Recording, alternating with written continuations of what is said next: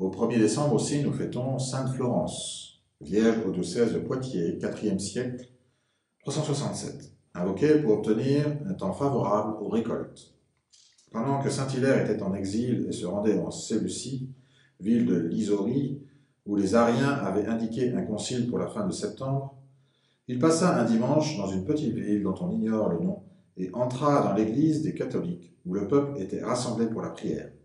Tout à coup, une jeune fille s'élance au milieu de la foule et s'écrie qu'un grand serviteur de l'Église est là.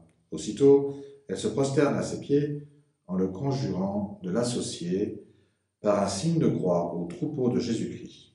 C'était Florence, jeune fille de Phrygie, issue de parents païens et païennes elle-même, qu'un mouvement du Saint-Esprit poussait vers le grand docteur dont le nom retentissait dans tout l'Orient. Hilaire lui donna sa bénédiction. Quelque temps après, elle recevait le baptême avec toute sa famille.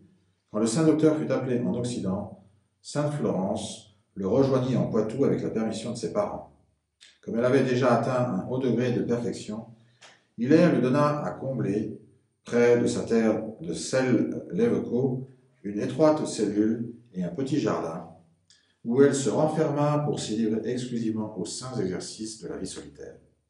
Elle ne vécut que 6 ou 7 ans depuis sa réclusion volontaire et rendit son âme à Dieu le 1er décembre 367.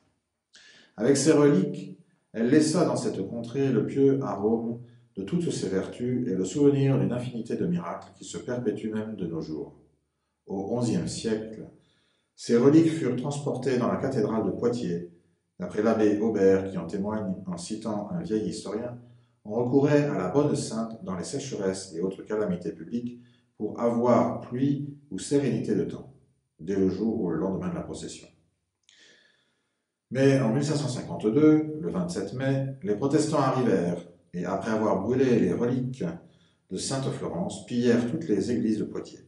Heureusement, on retrouva en 1698 une partie du Saint-Corps qui avait été laissée dans la seconde sépulture derrière le chœur de la cathédrale, et on put constater leur authenticité reconnue. Les saints ossements furent déposés sous le grand autel où ils sont encore.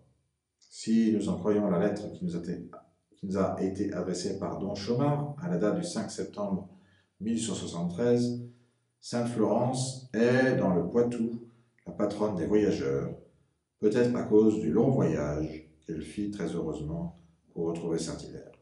Abbé Aubert, Vie des Saints de Poitiers.